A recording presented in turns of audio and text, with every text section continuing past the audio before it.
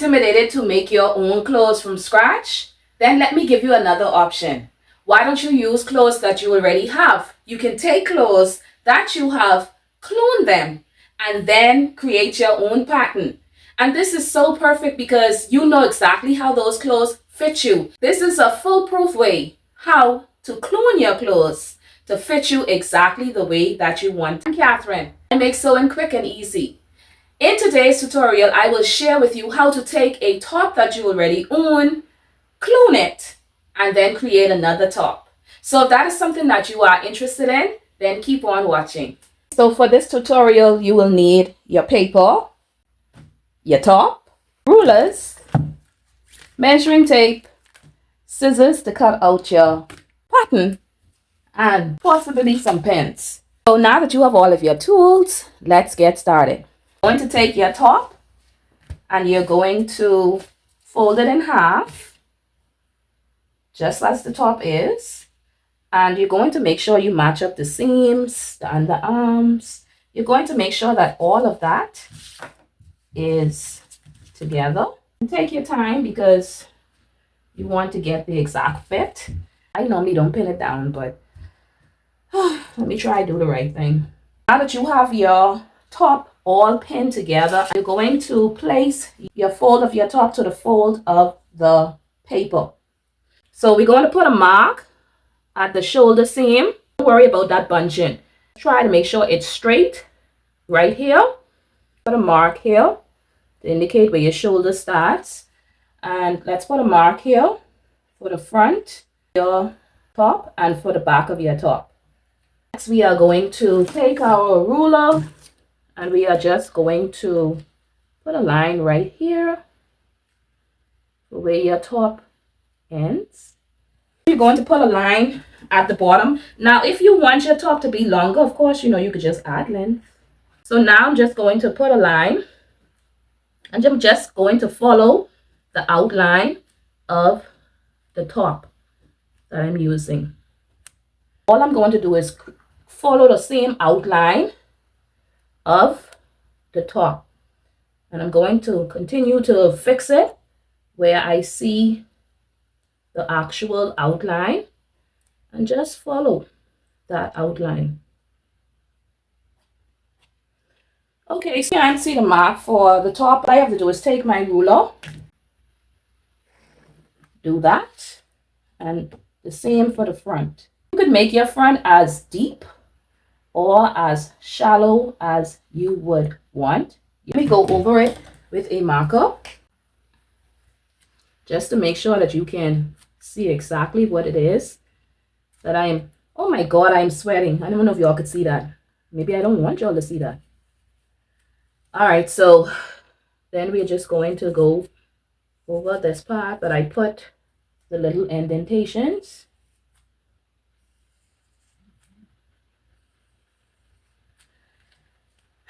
And then front and back.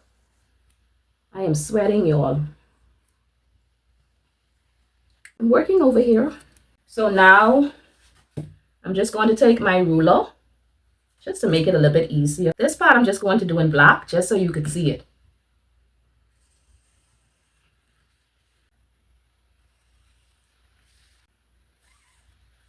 This part is more straight.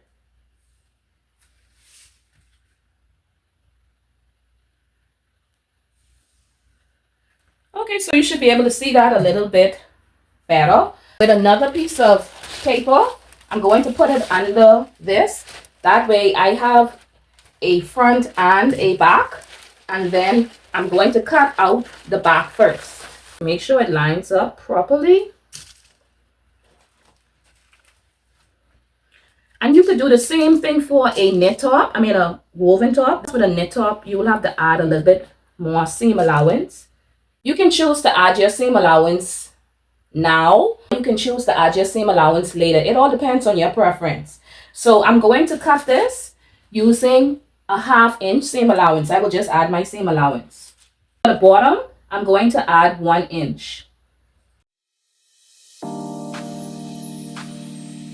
I'm going to separate these and just cut out the front. You may want to use your ruler or your measuring tape to get the exact 1/2 inch seam allowance, but I've been sewing for so long that I could just eyeball it. So I'm going to label this. This is my back. So I'm going to put back, top, and this is cut 1 on fold, and obviously this is my fold line right here. So FOLD. And this is the front. So front, top, cut 1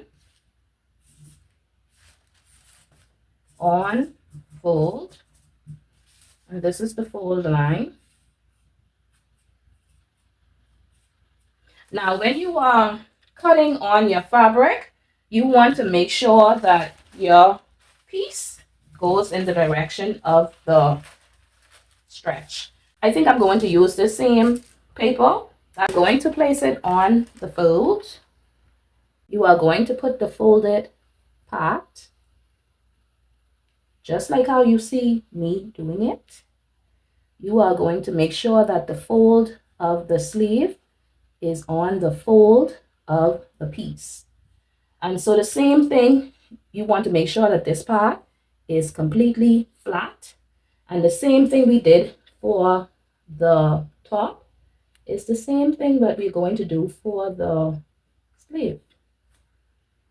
So the sleeve ends here. Let's just put dash marks there. Dash marks could be better, but who cares? Okay, so this is the top of the sleeve. So let's just put a mark there. And what I am going to do, which is what I should have done, I should have pinned this. And then I'm going to show you the easy way to do it. You're going to take the sleeve and you're going to just bring it over. You're going to follow that seam. Well, let me make sure you could see what I'm doing. Seam, I'm just going over it using that seam. I'm sure there's an easier way, but hey, this is what I thought of just now, so I'm doing it. Okay, so I don't know if you could see that, but that's the making of a sleeve, y'all. I am going to now use my marker just so you could be able to see it. So I'm going to add about an inch seam allowance. It's about an inch, give or take. And I'm going to, at the bottom, I'm going to add about, let me show that straight. I'm going to add about an inch to the bottom as well.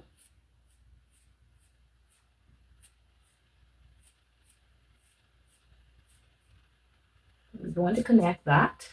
That looks like about an inch. Now, y'all who are perfect, don't come for me, because I don't feel like no need to be perfect in life. Now, you measure a 1/2 inch if you want to. See? You see that? You see that? That's an inch, my friends. I'm going to add a 1/2 inch all around the top. Now that we have our sleeve, we can now cut it out. This is how your sleeve should look. So we're going to write on this sleeve cut 2. Clean up as you go. Clean up on aisle 10. Now you have all of your parts and you'll be able to recreate as much tops as you would like. So we have our front, we have our back, and we have our sleeve. So now I'm going to take these pieces and I'm going to actually cut them and sew them for you. Before I do that, I want you to see my face. You see that? All the sweat is draining down my face, but that is what I get when I'm trying to make videos for you. Look at my arm. I don't know if you see it's glistening. And I know I'm glowing, but that's also sweat. So let's get this show on the road before I pass out. I have my fabric 4 pieces. I'm going to use my back. And I'm going to cut my back and front at the same time. And the reason why I'm doing that is because this These are stripes, and they look like they are matching now. So I don't want to disturb them anymore. So I'm going to get the back to put this here. I want to make sure I don't. And I'm just going to pin it down.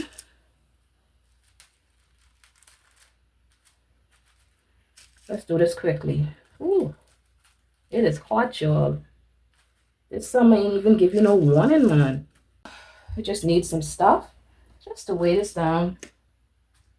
My weights are somewhere, but I don't know where they are. So let's cut this out. And remember, we have already added the seam allowance, so just cut straight around it as is.